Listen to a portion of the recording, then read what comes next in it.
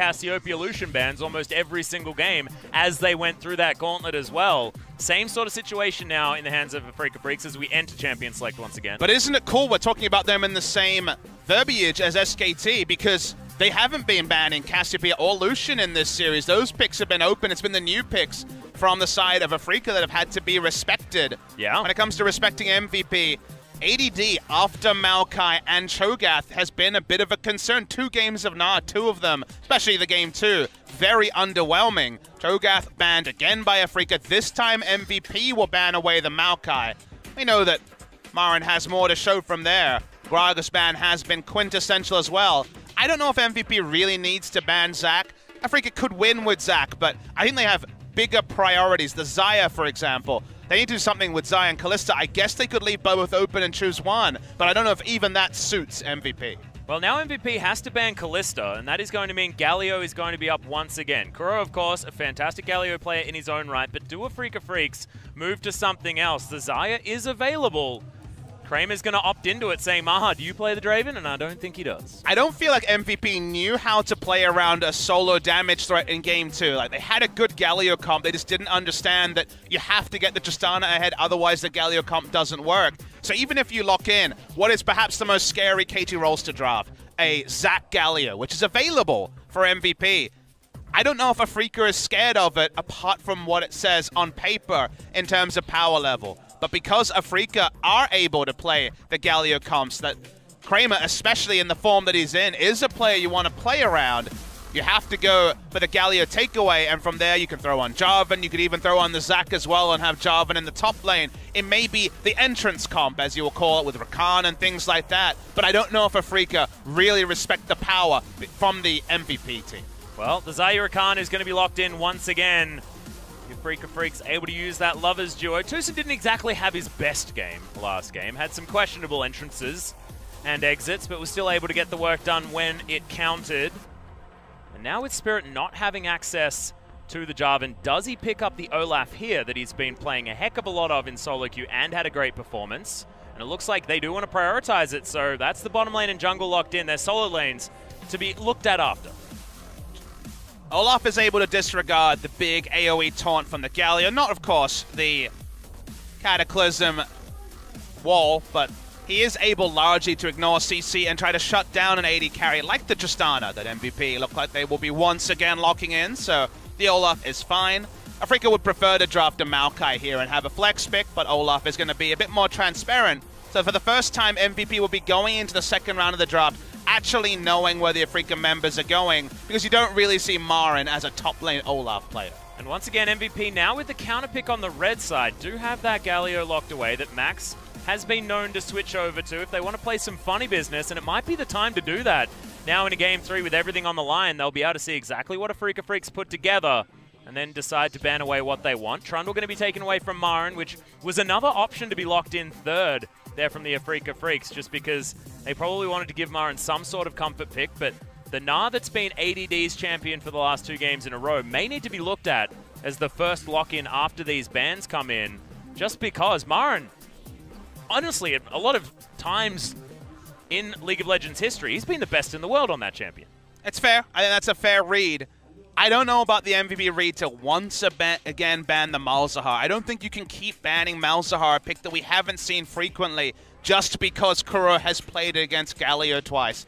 I don't know if Malzahar mid lane would have been high enough priority to justify the ban. They're trying to also provide as much coverage for ADD as possible. They ban away Trundle, they ban away Maokai, they ban away Rumble. ADD's ability to improve performance on 714 tank meta is what allowed the rise of MVP, but it's been back to pre-714 ADD levels of performance in this series. They have to find some comfort. They're on the red side. They have the potential for multiple counter picks. This is his favorite champion, but MVP have not shown the best understanding of playing split push with Jax. They've kind of been another one of those team fighting Jaxes you see around the world. Questions still remain about the MVP draft, but looks like they still have a support, or potentially mid laner if they flex the Galio to support. And Marin could certainly do anything he wants into this Jax. He's got a lot of tools in his back pocket. Played a heck of a lot of champions, something even like a Shen if he wants to, but Gnar is available. He's going to lock it in, and I'm glad we spoke about it because, man, Marin's Gnar is a treat to watch, and now with it back in the meta, scary for the likes of ADD. And while you look at it as glass half full, the actual games, the actual footage of Marin and Afreeca playing Gnar has been pretty woeful. They have lost all those games. The Gnar has looked very, very silly. So they haven't shown us they can pull off a Gnar drop, but that would also be another little feather in the cap if they can actually pull off a Gnar drop when Gnar does very well early against Jax. Things can get a little hairy after a couple of items, but it's good early. And this time it'll be Kuro just going on the Orianna into the Galio, just looking to avoid lane, just farm up. It's not the Orianna nerf patch, it is 715, so mana costs and other little queries not going to be a big factor, and we're just waiting for MVP to settle on what's happening in the mid lane. It's going to be the Galio, so it is not going to be any shenanigans when it comes to flexes, and Max is going to be on the Taric, so they're going for Teamfight Jax. That's what they're doing. They've got a Teamfight draft here coming through. I guess they could stay as a 4 and try to ignore damage with the Cosmic Radiance, but I think they're fighting Atlas. Well, we'll see whether they've actually got enough damage to do so, because once again, this Tristan is going to be looked at for a lot of it. Of course, if ADD's given the space to get his damage down in a team fight, much like we saw Khan be able to do in the final against SKT, that could certainly be a thing, but that hasn't been the style that MVP's been able to execute. Longzhu Gaming, a team fantastic with a split pusher. MVP not yet being able to figure it out. So they actually are going to stick with Jax jungle coming through from okay, beyond. Never mind. It's going to be a jungle Jax. I wonder if it will also be the item build that we saw come through from our only previous jungle Jax around the world, which of course was Malrang on Ever 8 Winners, going for tank Jax from the jungle. Jarvan into Gnar is actually a pretty decent matchup for the Jarvan. If you go all in and fail, then of course you'll just die to auto attacks on the backside, but he's able to close the distance against Gnar and go against the range disadvantage pretty well. So MVP does pull wool over our eyes, but in a different way than we would have expected. Look the Jax as first pick in the second round, and now look to be emulating Ever 8 Winners. Probably going to be a tank Jax in the jungle, I'd imagine. The damage side works in solo queue, but doesn't work on the competitive side because it's just too gold intensive. Wow, we'll see what is going to happen as well, because you could imagine that it would have been picked to try and go toe-to-toe with the Battle Olaf that has been able to run around the Rift and cause a ruckus. Jax in a 1v1 has actually been fantastic, especially against these melee champions. So look, MVP finally throwing a monkey wrench in the works. We'll see whether it is going to be enough to get them through in match point for Afreeca Freecs.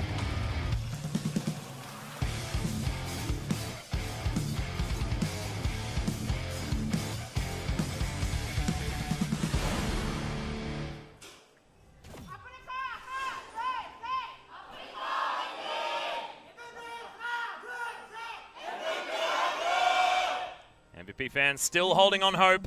Spirit finds out exactly where Beyond is. He's cheating. He's not supposed to have a real weapon, but that is a polearm. And that is certainly a weapon. I've played Diablo before. I know that that is a weapon. When it comes to the build, there may not actually be a lot of swords or other offensive items in the Jax build. I know you're just joining us and haven't watched Ever 8 games, which, you know, they were one of the worst teams. So that's probably the one you want to avoid if you can't watch all the LCK. When we did see Jungle Jax, it was 2 games in a row from Ever 8 Winners. They won their final series against MVP. And that was Jungle Jax rushing basically full tank. Righteous Glory in one of the games. Basically Cinderholt Jax and not Titanic Hydra or anything else to profit damage-wise over the health. It was just about smart pathing in the early game, because from level 3 you have a very strong gap close and stun available. Super Leash is expected when you have a Galio, so that's why MVP do pull back. Jax also loves to go Counter-Strike and start the Raptors. Kuro's looking for a contest, though. Oh, finds one of them. Gets 2, actually, which is really big for Kuro. Does deny level 2 after the first completed camp, so successful counter jungle from Afreeca. Well, you can see Spirit, he's down very, very low because he didn't get a leash. ADD actually going to find the spear into Marin, who just wants to get back to lane. He's actually more than happy to take half of his health bar by the looks of things. At least the door and shield is doing some work. ADD knows that as soon as he stops the aggression, that's when Marin turns it on. So you can see him playing aggressively. Speaking of aggression, Kuro in the mid lane bullying Ian, as the Winds of War are going to come in and try and clear out what is left of this creep wave. But he'll miss a few creeps now, the amount of pressure that's being put down. Lovers Duo actually doing some work here against Maha and Max, but After that explosive shot goes off, turning it around here is Maha. Yeah, the first trades didn't actually work for Afreeca. It was a W start, Deadly Plumage start by Afreeca trying to get a very strong level 1 trade, but actually lost in the health trade. And then top lane, Gnar usually can hold on to his potion for so long because of the range advantage, but was face checking the Jarvan, was in melee range, so actually had to blow potion at level 1. So when it comes to opening trades this game, they actually go the way of MVP, which is probably the first early good news story we've had for MVP all night. Well, gigantic shove coming out from Kramer and Tucson, so it ends a little bit there, which is dangerous, but beyond, he's rifling through this jungle as Tucson's going to find him. Oh, look at that damage. Gleaming Quill. What an ability. Just incredible. Gromp is now going to suffer the wrath, though, the Grandmaster at Arms. Now MVP continuing to push back out. It's been somewhat equalized down here on the bottom side. Kramer doesn't quite have the Blade Caller just yet, so MVP not having to respect that route all that much. Level 3 is when the Freecs are going to have that combination. The QE. Flexibility of the ganks from beyond is why we see Jungle Jacks. You're able to even leap strike to a ward if the champion's not in range, as well, flashes are exchanged. Yeah, so actually not too bad for Kuro, but very low on mana. May actually have to go back relatively soon if this wave is going to be held on to by Ian. As Beyond comes back. It's right around the other side. Only ward is in the bottom side, that's why we see Orianna playing bot side and staying away from the Jax. Jax going to get both Rift Scuttlers, so he at least feels good about that. Yeah, good start from Beyond. Despite not necessarily having all of the farm, as Kuro just asks for Spirit's help, wants to shove out this wave, get himself a good back. Gonna turn onto it. Justice Punch. Yeah, Spirit could be in trouble here as he decides to turn around and try and fight this one out. Beyond looking for it. Wins the wall, going to come in. He knows that he's dead. Clockwork wind up, not enough. It's Kuro, there's no flash, so he can't get on top of it. And Beyond, first blood and gets out. Smart of Beyond to stay around mid lane. Orianna used her last bit of mana with the dissonance, so they didn't have mana to be able to turn a fight. Only a single auto attack away, no flash to follow onto the Jax in that scenario. So MVP finally do get the successful gank off in mid. It's not who they expected. They take down the jungler. First blood to MVP. Doesn't mean they have a good gold lead. Oh, Max actually going aggressive with the Dazzle as Kramer's looking to try and get some work done, but not necessarily do it. Battle Dance gets Tucson back into the fray, but MVP had pulled off, and they're winning trades left, right, and center here in the bottom lane. And you have to look at the Jungle Jax if he goes the build we're expecting, which is going to be a fairly tanky build with Cinderhawk. No Titanic Hydra, not even Trinity Force, as being picked for ganking. If it's solo queue, they just sit in the jungle, they farm a jungle enchant into a Trinity Force and want to do damage. In competitive play, it's about the gank power. Speaking of gank power. Yep, Spirit looking for it, lands the undertow, but thankfully Rocket Jump is there for Maha. Will be absolutely fine. We're continuing to play up in this lane. Justice Punch not going to find it, but at least the passage there for Ian. Thunderlords means that that trade is actually won by the Orianna. Okay, Beyond again. Strike, yeah, comes in and the heroic entrance is there as well. Spirit's going to be in a lot of trouble already. Extraordinarily low. Winds of War comes in. Good command protect. Dissonance, he's waiting for the cooldown to try and speed him up, and there it is. Leap Strike comes in and powers not enough damage. If only he'd gone the damage Jax. That would have been certainly a dead Olaf, but not this time. He's going to survive. And the skill order tells you it's not a damage Jax. He's maxing Counter-Strike first, not just the W like every other Jax in lane, especially for jungle clear and also for gank powers. Just in the lane, it's a big trade. Yeah, Grand Entrance actually coming in. It's Tucson down to sub 100 health now. Maha wants another auto, but good heal. Gives him the movement speed, allows him to go out, but not quite baited enough. As Kramer just wants to thin this wave. Try not to get dove. We'll get out. No range damage to threaten him from Maha and Max. But a Taric lane winning 2v2 is always a bit of a worry. Not like Rakan is exclusively for lane either, but with the tank Jax build, it's going to be team fighting aplenty. This is a Jax you can team fight around. Now we don't have to talk about top lane Jax's building damage and grouping. This Jax will build for engage, be a wombo. We already saw that the CC duration from the Counter-Strike into the Hero's Entrance chains perfectly. If Maha can get ahead like he wasn't able to do in game 2, and actually get the items needed, MVP have a lot of consistent engage. They just need the damage behind it. And one of the most incredible counter-engage compositions that I have ever seen, with the likes of the Cataclysm, after the heroic entrance comes in if someone's caught out, then Beyond comes down with, you know, the Counter-Strike of all Counter-Strikes inside a Cataclysm pit. I mean, that is so scary. Interesting to see that MVP's answer to what Afreeca Freecs have been throwing down is being able to counter the aggression that Afreeca Freecs have been throwing in spades this series. I do like that as far as intelligence of draft based on how this team has been playing things out and what their strength was, capitalizing on something that Afreeca Freecs have been doing expertly this series. So the real part is it's pretty much the same as their Game 2 draft because Maha will be the only consistent damage dealer in the late game. Jarvan will do decent burst, of course. We'll go for a largely AD focus build with Titanic Hydra and Black Cleaver, I'd imagine, but consistent damage will be almost entirely Maha. He's behind in CS again, but not by any severe margin. Much more comfortable laning phase for Maha. So let's see if Take 2 from MVP on this comp will work better than Mark 1, which was Game 2. And you mentioned the bottom lane. It's actually really quite interesting that Kramer has been able to stay so competitive when every time we look down here, it's MVP with having such an advantage as far as push, as far as aggression, things like this. But Kramer has just been able to pick up all the farm that he wants despite MVP trying to put them in a poor position. Like, all of the trades just seem to be going Tristana's way. Doesn't seem to matter. Not outpush her, even with a full Q wave clear into Blade Caller. So that's kind of the problem there, and Max not really under any threat and is happy to go into, I would imagine, a very fast entrance of rushing into support items. Seeing MVP turn on to the Ocean Drake. Not actually going down relatively low, but they do have that Cosmic Radiance if they need it.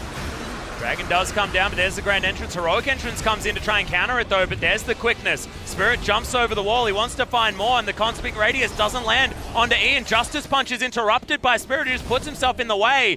The flash is going to have to be used by someone to try and catch up to this guy, as Kuro finally throws it in there, but maybe a little bit too late. The Flash Heroic Entrance is... Sorry, the Grand Entrance is certainly going to be enough, as Tucson picks up kill credit as well, which was deserved, in my opinion. If someone was going to pick it up, not ideal that it went the way of Tucson, but we already saw a carry support performance by Gorilla. After picking up some kills, so bloodthirsty support can sometimes be a good news story. Someone had to die for their sins there, MVP. It ended up being Ian, flashing over to the enemy side of the jungle, was taken down. Another attempt at a Grand Entrance. Yeah, doesn't actually find any joy at all, but there's no Cosmic Radiance to save Max, who has to flash. Ignite is going to wear off. Thankfully, he popped the potion. That is a public service announcement that you need to say. Always pop your potions, guys, because I feel like that may have saved Max's life just there. Teleport. Yeah, okay, MVP looking for a very deep one. As you can see, waiting in the wings is Beyond. He's going to leap to try and start this one off, but Battle Dance gets Tucson out of the way as Maha is interrupted. Justice Punch comes down as Tucson wants to try and interrupt this one where he can. Good dive coming out. The leap to get Beyond back out again is just enough, and he is just a CC bot. It's working for MVP. I mean, you could say the same thing about the Jarvan, the Jax, the Galio, even Taric. They're all CC bots. Their turret dives are ridiculous when everything is available, with damage reduction from the Galio into the invulnerability of the Taric. Ping pong balls will be the Afreeca members under turrets.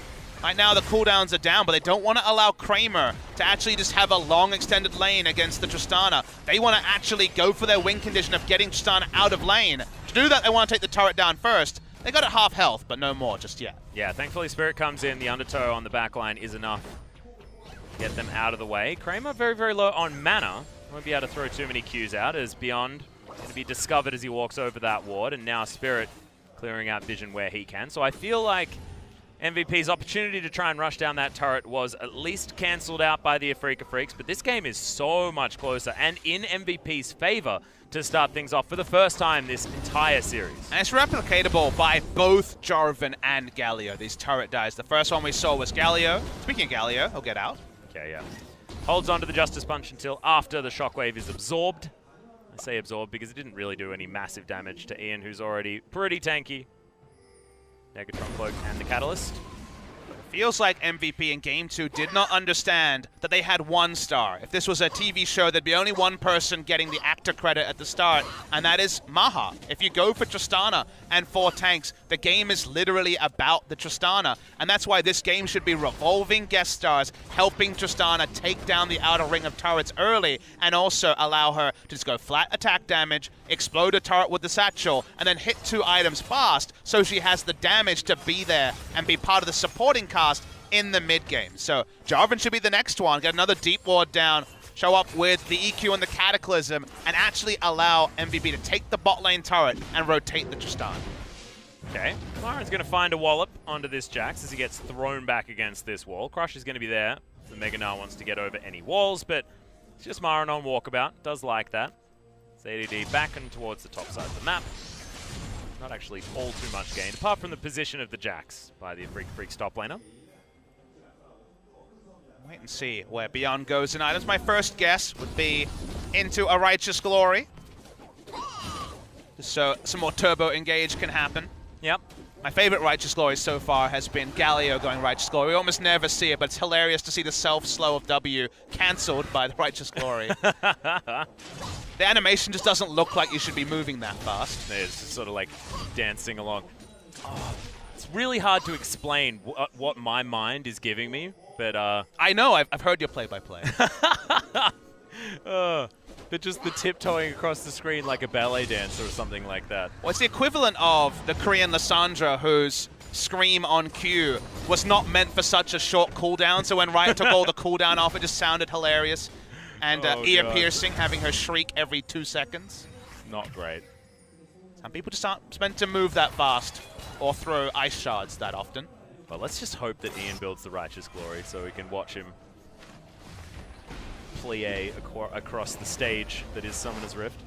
You're doing some word atrocities today. I know, it's just, you know, sometimes you gotta do it. This series has been interesting, Bob Smithy. There's a word choice, a conservative word choice there. Unique. At least MVP have shown up to play in Game 3. Yeah. If they lost 3 games in the manner of Game 1 and 2, that would have been pretty earth-shattering for them. Probably won't get to play again until the Casper Cup that we imagine will be in December, given that it has been the last couple of years. Don't have any further information on that, but this would be it if they were to lose in this series for a very long time, potentially for the rest of 2017. So they've shown up here. They've repeated the draft, and that took balls, actually, to repeat the draft Game 2 and 3 with just a different jungler, but largely be just a Tristana comp, and at least so far, it's been capable. Now are they going to be able to actually get the turret? Because if you just keep farming, so does Xayah, and you lose out on Tristana's relentless power to take turrets. They're going to turn on to Kuro, but Kuro's got everything up, so not going to get a gank there. Actually going to go aggressive onto Beyond. Throws down the Shockwave as well. Spirit, he's ghosting towards Beyond. Thankfully, Leap Strike is there. But Kuro, look at how fast he's going. They're looking for some potential dive. Oh, Spirit, he loves being underneath turrets. That's why this team is so fun to watch. They've got Marin and Spirit, the guys that basically live under enemy turrets rather than their own. I mean, Olaf is an underrated S-tier ball carrier too, because can ignore or CC and just pop in. Rakan was on... see your death ball carrier. Exactly. Which movie was that again? Wait, no, that was Mr. Burns in that Simpsons episode. That's too deep. See your death. About 22 years ago. All right, bot lane. That's a massive amount of damage onto Max, but the Cosmic Radiance is going to come in. Thankfully, heroic entrance from Ian means that the bottom lane stays alive, but this is a lot of options given to Afreeca Freecs. But notice, that was a defensive use of their globals. They may still get the turret, but they're losing a turret in mid lane for it. Shana gets first brick, but here's all the TPs. Yeah, Ian's back towards the bottom side, and look, cancelled teleport comes down. Featherstorm used by Kramer keeps him alive. As now Kuro's looking for Beyond. Clockwork Windup doing a bunch of work, actually, as he's throwing these cogs in. And that is Spirit soloing out the Rift Herald, but first brick going over to MVP. You'd argue that it works so far for MVP, but can Afreeca Freecs capitalize from the positional mistake that MVP may have made? Yeah, they used too much defensively, which meant they traded down. They didn't quite get the mid lane outer turret to fully punish it, Afreeca, but they get most of the mid lane turret. They get good damage on the top lane turret, and they get the Rift Herald as a trade for Mountain Drake. So in a scenario where, given the power level of the champions, Afreeca would have probably traded down in any true 1v1 or 2v2. They take top lane turret, they get most of mid lane, they get the Rift Herald. They got more power, even though MVP was stronger at the time of asking. Yeah, now 300 gold. Once again, the lead for MVP. That has not changed since their early game successes. Kuro looking to try and extend it to give Freecs their first lead of this game so far. Certainly not of the series. They've been very, very comfortable. Finally, the test from MVP has been brought. Kuro, okay. Who's ready for that one? Is Tucson. Who was ready who? Yeah, I don't even know. He didn't have a ward available. He actually changed over to the sweeper, which really hurts Jax because he doesn't have the ability to ward jump and hasn't gone for a sight stone. Was out of charges, I guess, of the Tracker's Knife, so had to use the control ward. That was awkward, but he saw the Rakan coming and had to respect it. Well, Spirit once again going to get a minion wave to get his way in. Oh, Marin, that was so cute. The engage, and you can see Tucson putting himself in front of Ian, forcing the flash to be used instead of the Justice Punch to get out of the way. Tucson not exactly tanky enough to do that reliably, but look at MVP. They're doing exactly what's in the playbook. Maha trying to destruct these turrets over and over again. Spirit utilizes this time that they're given in the mid lane to just eviscerate this outer turret. Should be able to do that with one headbutt. Yep, it's got it. No even need to be there. They're not going to look for two turrets either. Going to back away and start to try to collapse onto Beyond, who's all alone. Yeah, Tucson actually looking for the grand entrance, for the flash from Beyond gets him out of the way. Still worthwhile. You'll trade a W for a flash any day of the week. Always trade a mid lane turret for a top lane, and especially when the champion that you take the turret off has a global, because now you're more accountable as Galio to have to push your lane before you roam. If you take the enemy turret, there's so much extra space to posture top or bot lane and make a hero's entrance play work. When you lose your turret, you get more accountability for using your global, so definitely a trade up for Afreeca in that regard. Still, MVP have a gold lead. The plan has gone better. In Game 2, they have also gone for the Shiv first, so more power in the build and more sense when it comes to being able to be the turret destroyer in side lanes. It will be a 2-item Maha at a respectable time. No one is super fed on Afreeca like they were after all the shenanigans of Game 2. There is still a team fight that MVP can win and start to turn this series around. Well, you can see ADD actually looking for this engage, and we knew that MVP had so many options. Wins the war, comes in, Beyond is looking to stun up Spirit, and he will go down very, very quickly. ADD awfully low, but Freecs late to this party. Ian taking a lot of the punishment, but that's exactly what he can do as this Galio. And Beyond has to hop his way over. All too easy there as Tucson not going to find the grand entrance on top of him. And that's just one pick onto Spirit, all too easily gathered by MVP. Yeah, maximum value from the Cataclysm as well, trapped in the Olaf who had popped ultimate, but also the Gnar who did not have jump. Marin was also exhausted throughout the entire fight, so never transformed into Mega Gnar.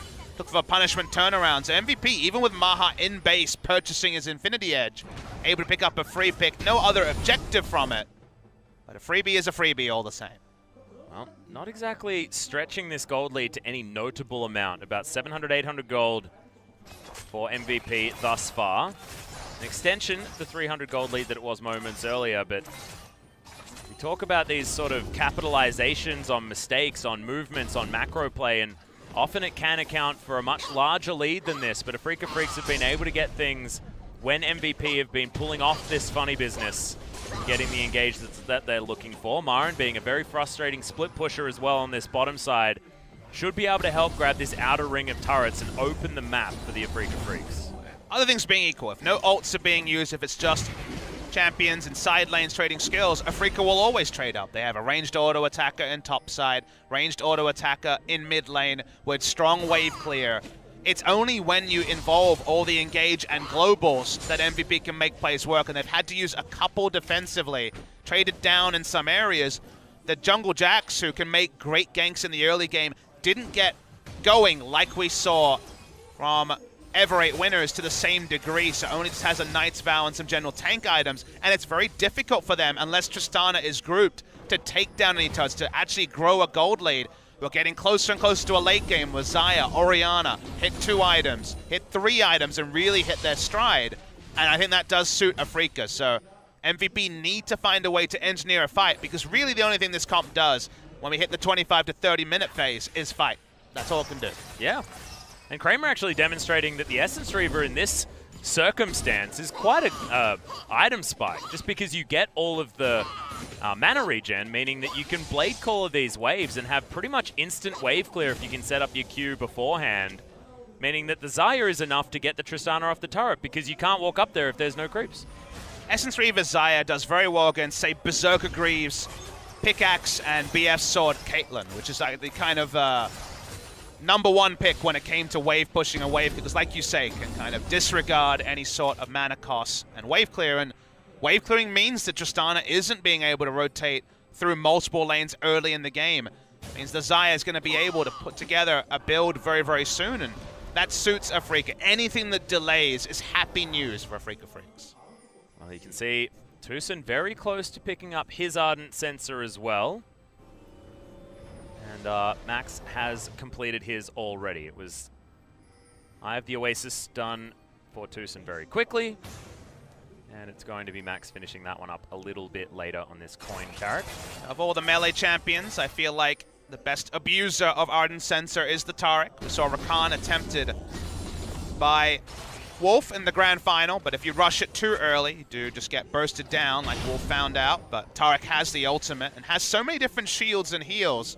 Has such a low cooldown on his heal as well in fights after you put a couple of points in it. If you're auto-attacking, you basically always have your heal available. So you abuse Ardent Sensor, maybe not to the level of a Janna or a Soraka, but pretty similarly. And are a melee engaged support. Well, Freecs unable to take down this ward, do have to pop a sweeper in order to do so, but 4 members of MVP down here looking at this Cloud Drake. Not going to get any Infernals this game at all, showing the 3 dragons that we are going to be able to pick up, but Cloud probably the least important, and Marin actually looking for a possible flank opportunity. Good Look rage at that bar. Nahbar, exactly. It's in exactly the right point, and he is going to pull the trigger. They've got the Vision Watch ADD ADD. looking for the flank, as now Marin, he's going to turn up instant shockwave, but it's only onto Beyond, and that's going to be Spirit getting their first dragon. Look at this AoE coming in. Everyone gets out of the Cataclysm. No heroic entrance damage to come in, but no one dies on the side of MVP or Afreeca Freecs, and MVP putting some fear into the hearts of the Afreeca Freecs because, man, that was a lot of burst damage. I have a feeling Maha responsible for a fair bit of it with that static shift. There was 3 ults instantly used defensively by Afreeca and the Buster Shot to push Marin away from the fight. So while that time the AoE didn't lay up as they would have wanted, the next time it will. So to me, MVP need to make a Baron play in the next 3 or 4 minutes.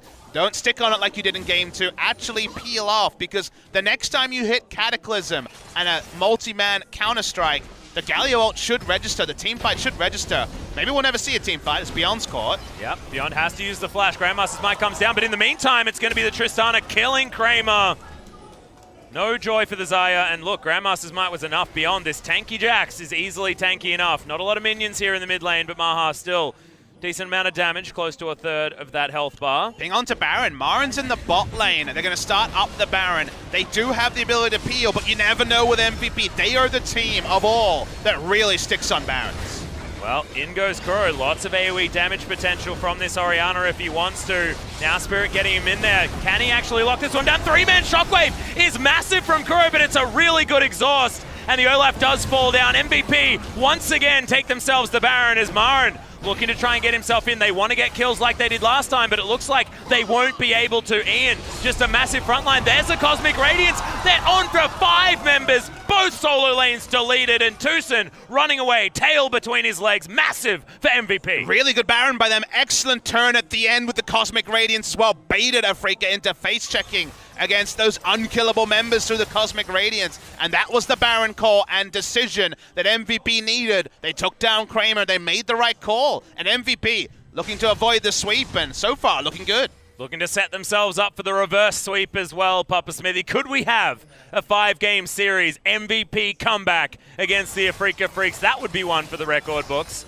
Maybe a different one from what we saw in the Telecom War semi-final, but certainly a notable one. And after the manner of which they lost games 1 and 2, MVP looking brilliant and now able to finally bust open the outer turret in the mid lane. Inner will follow immediately afterwards, and this Baron buff team looking to slaughter these structures with the Tristana at the helm. Delay game comes so much harder for Afreeca because MVP can still use their engage tools under turret. They can go invulnerable and have such reliable CC. moment we see Cataclysm and the other ults available by MVP, you have to shudder a bit as Afreeca, and knowing where you can safely wave clear, it's very difficult because the ranged engage is there from everyone, including the Jax. Well, Susan's trying to get himself around. Battle Dance is going to be used, but Freecs, at least with the wave clear that they have, Orianna and the Xayah, fantastic for getting rid of those waves. Even Marin does have a boomerang to throw out or two, and Undertow's there from Spirit. So they can clear out these minions, and the base not yet broken. So 6,000 gold lead, certainly fantastic for MVP. But Freecs, a lot of tools that they can use in the late game, but MVP are just looking so tanky as we move there. Afreeca are lucky that they don't have a ward on the enemy blue buff because Kuro was away from base for about 20 seconds. If they had known he was there, they would have gone for a more aggressive dive, but a free blue buff. Here's the dive, though. Yep, speaking of which, massive damage, and Kuro just erupts. Kramer gets himself out of the way, but it's a double kill for Beyond as they get rid of the jungler as well, and there's the base broken. Inhibitor gonna go down, and now everything looking disastrous for the Freecs Game 3. The moment they flexed the Jax into the jungle, they left team fighting as an option, and team fighting for them has gone well. All of this from one failed move by Kramer, who we praised after Game 2 for his reliability. We didn't get full angle to see how he was caught, but the fact that he was caught was so important, because that's going to be 2 inhibitors going down. Yeah, Marin's going to get knocked up and destroyed as well. Dazzle comes down, Ian picks up the kill, 2 inhibitors, and possibly even the Nexus turrets as well. You got 7 seconds on Spirit, another 10 for Kuro.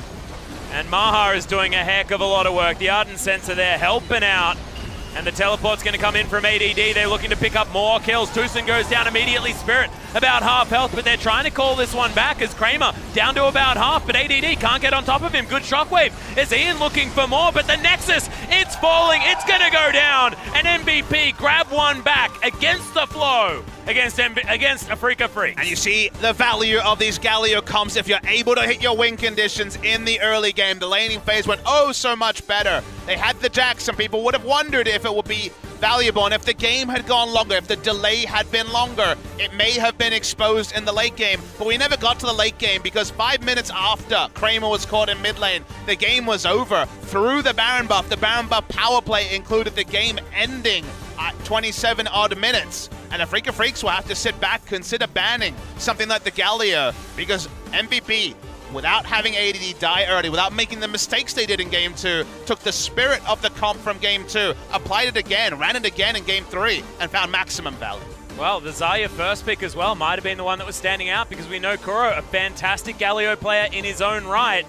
Maybe that is going to be the adaptation they're going to make moving into game number 4. Of course, a large buffer for the Freecs. They're still looking good to make it out of this gauntlet for match number 1, but they're showing some of their previous issues, one might say, because that was not the same game that we saw from this team in games 1 and 2.